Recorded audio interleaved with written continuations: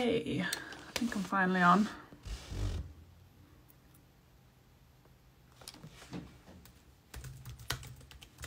Just wait for Dead Naked Hippies to join us. Aha.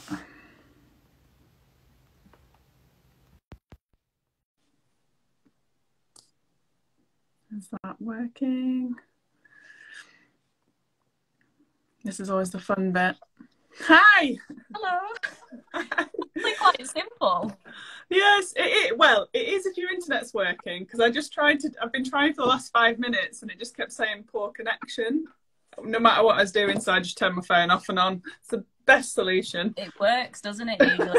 When we did the Come Play With Me launch, I was like, I don't know what was going on with that. Usually we want to be on top of these tech things, but man. Yeah, there was loads of problems.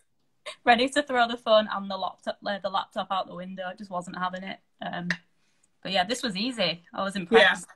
Once I was on, it's pretty straightforward. But yeah, these new challenging times. Well, my day job is just like Microsoft Teams video calls like all day, so it's like this is my life now. It gets tiring though, doesn't it? Like doing kind of online face-to-face stuff all the time. But well, thank you for joining us. Thanks for doing a band version of your work call. It makes it easier being about band, obviously. Bit more fun, hopefully. So welcome. Thank you for joining us as well. And just for people watching or for watching back later, we're doing some artist support conversations, which people might have already seen that we've done a handful so far, where we're talking to artists, Yorkshire-based artists, about support that they have had. And for people that aren't really aware that much of Launchpad, we're an emerging talent development programme for music creators and music professionals based in Yorkshire. We're just here today chatting to Lucy from the amazing Dead Naked Hippies, and we just wanted to have a chat to you really about and sort of help enlighten people, like other artists especially, about the kind of funding support or other kinds of support that are out there that are helping you in your artistic journey or your career, whatever you want to call it. And you've had some great support so far, so that's been, I'm sure, helpful. I don't know if you want to start with anything in particular, or just sort of tell us a little bit about the support that you've had as a band generally. Yeah, so we've had, I think probably one of the first major things we had was the support with Come Play With Me. So being selected for one of the split finals. That was a Women in Music call out. Tony had kind of dropped us a couple of messages like over the year prior, just being like, oh, you should really apply for this. And when we applied, it felt like kind of the right time. We felt like we were, it felt like we were kind of ready to kind of take that on. Obviously not expecting anything of it, and then to get it was obviously really great, especially with it being a Women in Music call out. So when you say that you felt like you were kind of at the right stage, can you define that at all? Like, I find this really difficult, and obviously as an artist myself, it's quite hard to reflect on where you're at, or but to look back and sort of try and think about where you were at when you applied for Come Play With Me, and maybe why you thought or know why it was successful at that point. I think we've been a band for about 2 years at that point. So we'd kind of dabbled in playing lots of live shows around Leeds, and I'd say 2018, that year was the year that we really kind of like got out of Leeds and started kind of playing up and down the country a bit more. We'd released a string of singles, and I think we'd just released our EP as well. Hadn't been able to release that physically just because the cost, like, it wasn't viable for us. So I think at that point it was like the opportunity to be able to physically release our music was really exciting. So I'd say that's why it felt like the right time to go for that one. Yeah, that makes a lot of sense. I think it makes sense that if you've been putting out singles and tracks or an EP digitally, to try and go, well, what's next? And Come Play With Me, obviously, are amazing, and we work with them in collaboration with some projects and things. But they do mentoring now along with the 7-inch releases that they do as well. And obviously we both got to be a part of the wonderful Come Stay With Me compilation, which was a lot of fun. Yeah, it was really good.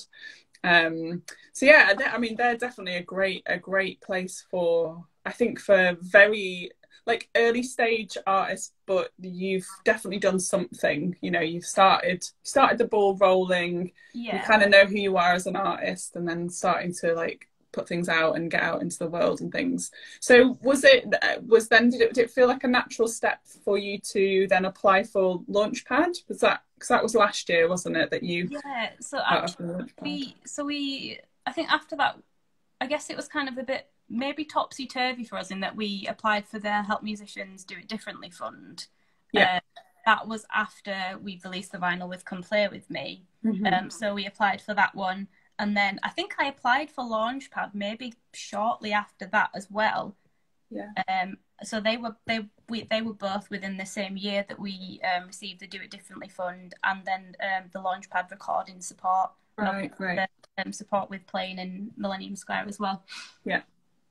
No, that was a good gig. I was just thinking about that earlier. It's last August, but it feels like a lifetime ago, doesn't it? Like playing. It's like so far. Like the last gigs that we played, it feels like 2 seconds ago, because it's like they're the last gigs that you played, and you're so used to like 15 gigs. But there's no like other milestones in your time ago now. In your brain, there's no other like things to separate. Am I right in thinking that you managed to just get a cheeky tour in just before all this kicked off? Yeah, so usually the starts to our years are like, they've been really quiet. Like it's usually like the ball gets rolling like kind of like March, April time with like live dates and stuff. But this year it was like, oh great, we've got all these live dates in like January and February. Like we had like, I think we managed to get in about maybe like 15 dates or something at the start of the year. We've taught between tour support and festivals, and then that's it now. That was this year. I mean, I'm obviously very grateful for it. That's really lucky. I mean, we haven't played a gig since last December, so I'm like, there hasn't even been one this year, and there probably isn't going to be. It's crazy, isn't it? It's really crazy. Yeah, it is crazy. And I don't know if you found, did your Help Musicians or Launchpad, I think Launchpad for Dead Naked Hippies sort of ended around the end of last year, wasn't it? But did Help Musicians transition over into this year, and has that like changed anything? So our Help Musicians funding, I think we received it in late 2018, and kind of like the term of that is that you need to use that funding within a year of receiving it, if I'm right. And so the last of that funding was actually put towards the recording fund that we also received from the Launchpad recording money as well. So we recorded a song in December, which we've not yet released, but it was for recording costs.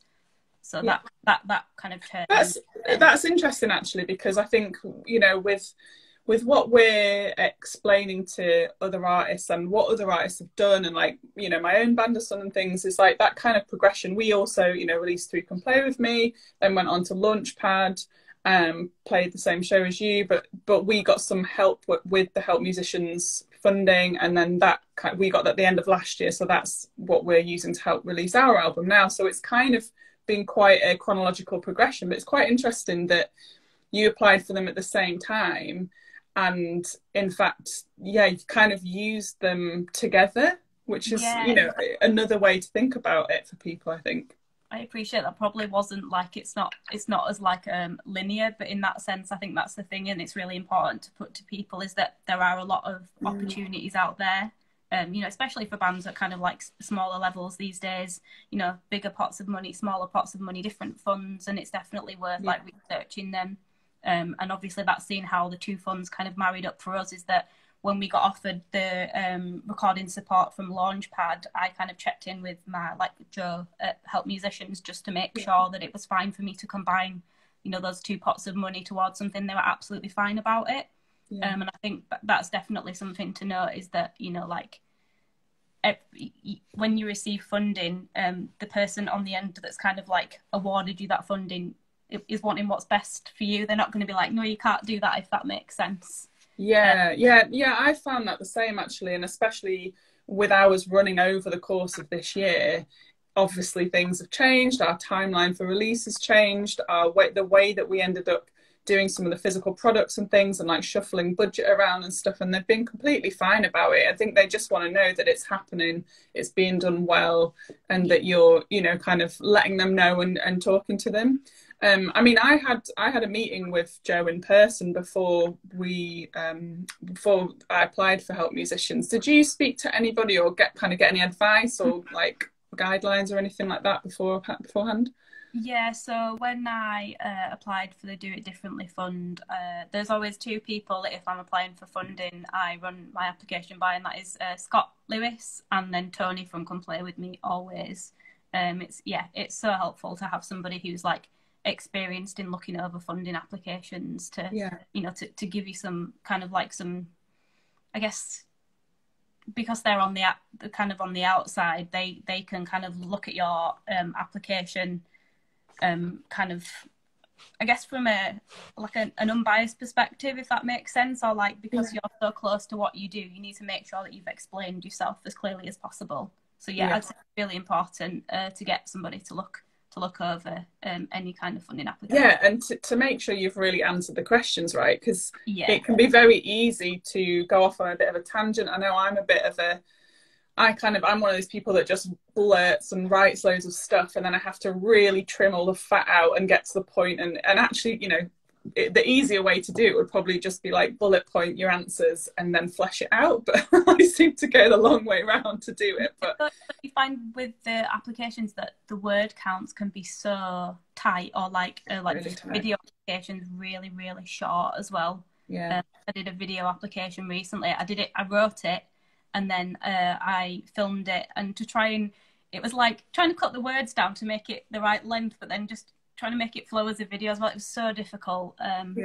It's not, you got to get it down to an art. It's not easy.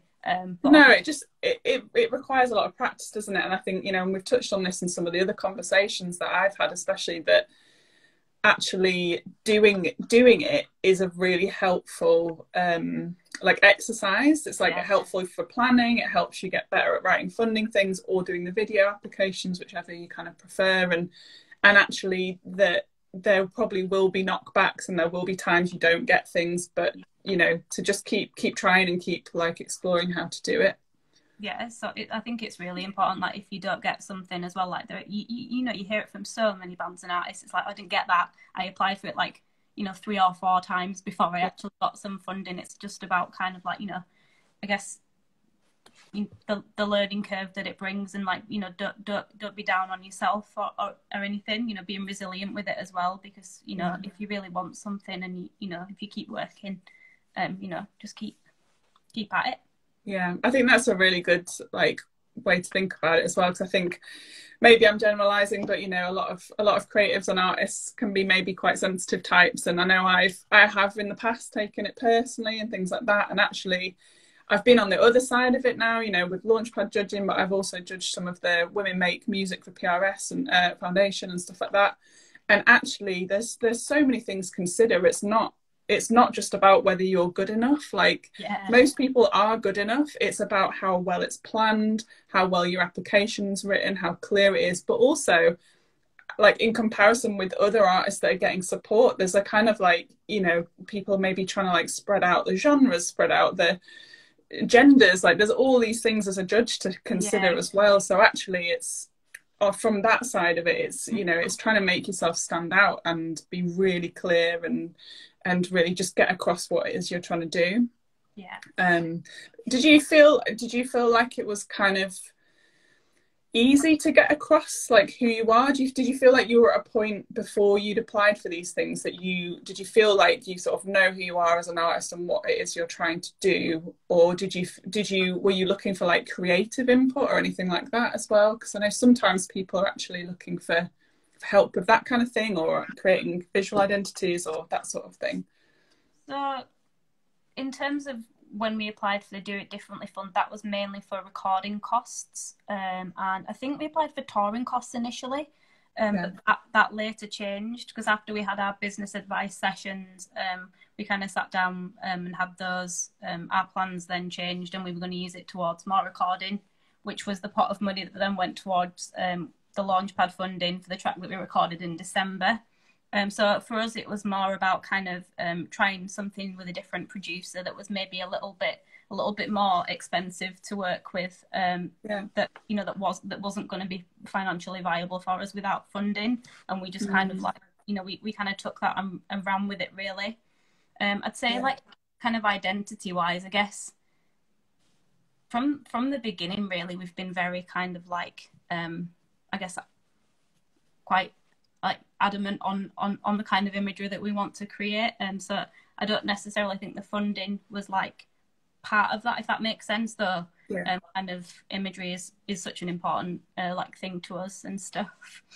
And I think like, it's, again, from a judging perspective, it's very helpful when people have put in that thought and that work and that time before you're kind of coming to these things of like applying for funds and stuff. Like, obviously there's always development, there's always like creative development and things like that, but to know yourself as an artist and what you stand for, what you're singing about, what you're, or not singing, making music about, whatever genre it is, like, it's really important to get that, to have done some of the work before you're doing all of this stuff, and realizing which point it is that you're ready to apply for funding, and hopefully things like these conversations will help illuminate that for people, because I think as well there's a level of imposter syndrome, right, where you kind of think, oh no, that's not for me, or I'm not good enough for that, or that's for these type of artists, or that type. So trying to shed a bit of light on that as well.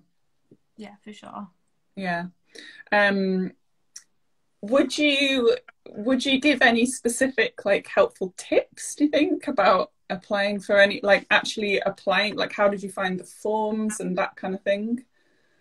So generally, filling out the Launchpad form, I remember applying for the Come Play With Me release. They felt very kind of like very simple, very kind of artist friendly in that sense. Again, like the Help Musicians form, that was pretty good, and I quite like doing that application form, because you could split between having sections of it written and doing a video section as well if you wanted to. So the questions, you could have some written answers and some video answers. Initially I was going to do all that written, but Tony from Come Play With Me was like, really suggest you doing just trying to do like one video, and I was like, okay. So I got the boys into the room, and we're like, right, we're gonna read the answer to this question together, and then I have applied for PRS funding. Again, their application forms, like I find them a bit scarier, but I guess like advice. I guess they're a bit bigger as well, though, aren't they? Because again, that's kind of, the Help Musicians Do It Differently fund is up to $3,000, and then PRS Foundation, whether it's open fund, Women Make Music, and now there's Momentum Accelerator, they're all $5,000, and then Momentum's 15. So that's the kind of, the level that it's sort of going up like that a little bit. So I guess they're asking for more information and more planning, or more, background and all of that kind of stuff. I'd say like advice, if you're thinking of applying for a fund, would definitely be to keep your eye out for the opening date, and as soon as that kind of application form's open, get in there, have a look at it, and get started on it, rather than leaving it till the last minute, because because they're so competitive. I just think like it's so important to put the level of work in, that if you believe you've put all the effort that you need into, then you've kind of done all you can, rather than leaving it till the last minute and scraping something together. Definitely. Well, you wouldn't do that with, well, maybe you would, but you wouldn't do that with maybe rehearsals, or before you go into the studio, like not preparing for it, or any of that kind of stuff. And I feel like it's a similar sort of thing, even though it's maybe something that a lot of artists aren't used to in terms of fundraising or writing application forms. It's something that you don't even think about when you start out, isn't it? Yeah. Who am I? What is my life? Like, I just wanted to like sing in a band, and I'm here like writing essays for money. It's tricky though, isn't it? Because you know, I'm kind of thinking of it a bit like, you know, until, well, you might not even get to a point where there's a team around you or you even want a team around you. Like, you know, we've been quite happy trying to make something that is very self-sustaining, that we're in control of, and that's great. But yeah, it comes with learning quickly a lot about like putting vinyl into production, or how to online market yourself, or how to get photos done for your press shots, and all of that stuff. And it becomes a whole set of skills to learn. And this, you know, this sort of fundraising is one of those skills, isn't it? That's the thing, is I think that maybe from like a fan perspective, a lot of people don't realize how, like, not necessarily reliant a lot of artists are on it, but I guess reliant. How do you know what I mean? Because it's such an enabler for a lot of kind of like smaller indie bands, and you know, you kind of get the kind of the fan perspective, being like, so when are you going to release an album? Like, if you knew how much that was going to cost, do you know? Like, it feels like that sometimes.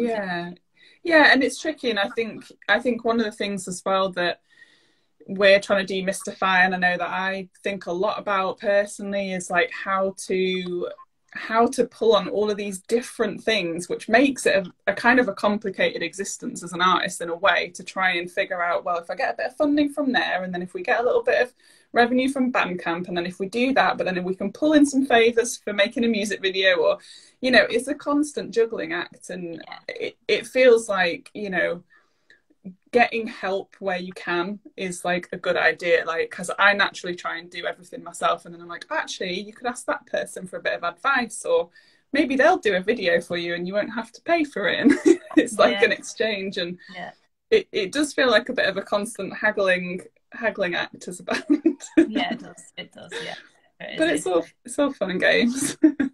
It's like, if you once you hit those, you know, those kind of milestones and those learning curves, you're like, that's why I did all that. And it's because then you kind of like, you put something out, or you release something that everybody else is kind of seeing or meeting at face value. It's easy to forget all the hard work that went in, but I think it's good to just kind of reflect and say, look, this is what you know we've done. This is amazing, because it's not easy. It's, you know, it's not.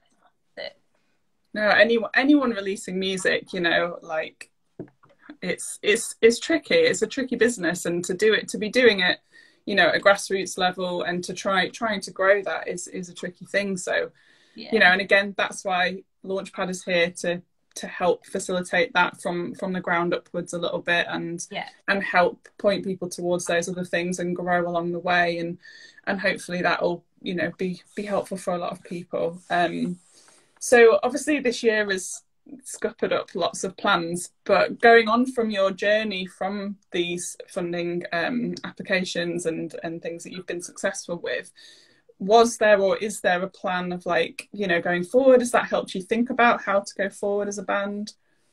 So admittedly, plans have obviously gone awry this year, but the plan was to release a bigger body of work, potentially an album. But we're not entirely sure how financially viable that's going to be at the moment, but like that there will be kind of a bigger body of work, and we want to be able to release it physically.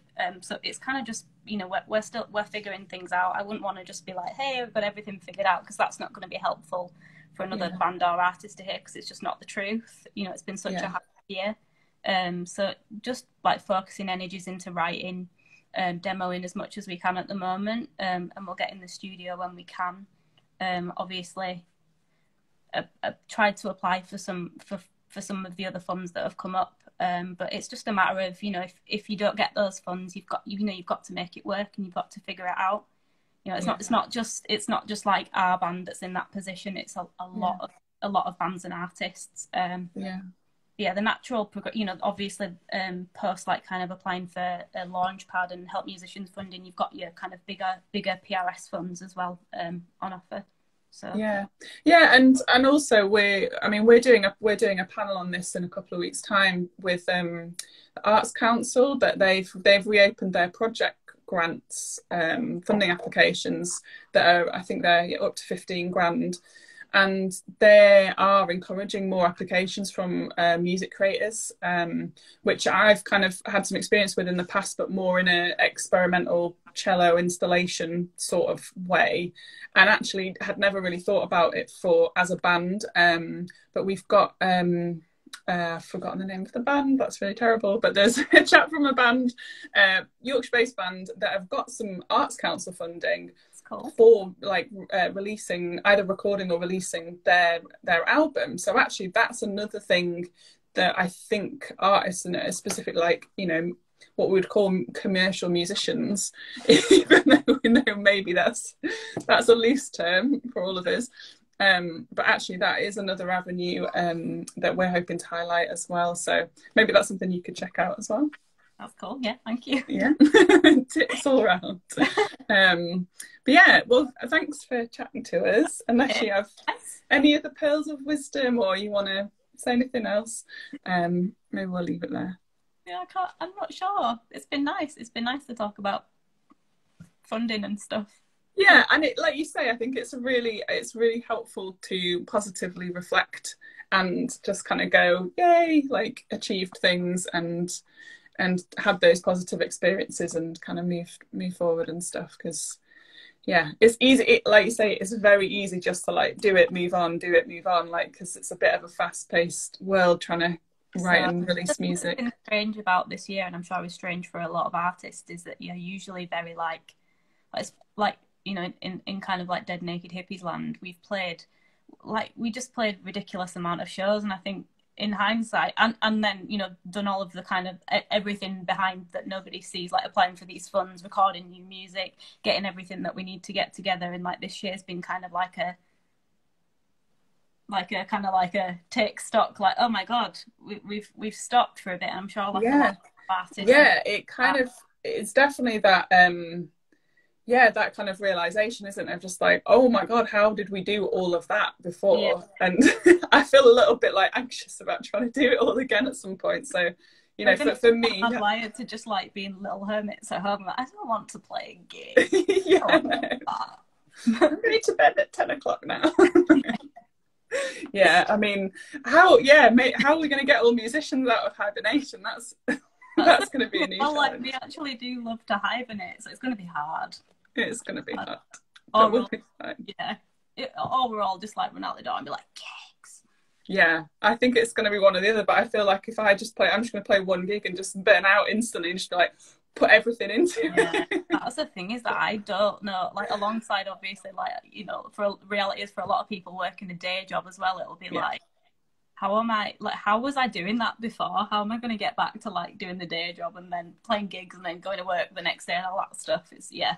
Yeah, and obviously that's a much bigger conversation, which I think this year is highlighting, isn't it, with the kind of, oh, this doesn't really work for a lot of people to be, you know, having two careers that run alongside each other, and you end up working more than full time to be able to do it. And yeah, I don't think, like you said, I don't think a lot of people, audience wise, maybe necessarily understand that and see the amount of work that's going into it. And it's not to get like down about it and be like, we don't want to work hard, but we maybe just want to be able to focus on our work as musicians instead of that kind of craziness that, you know, comes with doing both things. People I don't think people realise, do they, sometimes? Stations, and it's like, you know, it's somehow, you know, it'll come up and it'll be like, oh yeah, I'm, you know, to go to work, and like, what, you have a job? And it's like, of course I have a job. Do you think I can just do this all the time? Yeah, not until we're like headlining Leeds Festival or whatever. But even then these days, I mean, who knows? Who knows? Exactly. But yeah, we'll try and remain positive. Not being downbeat. It's going to be fine. Yes, it's all going to be fine.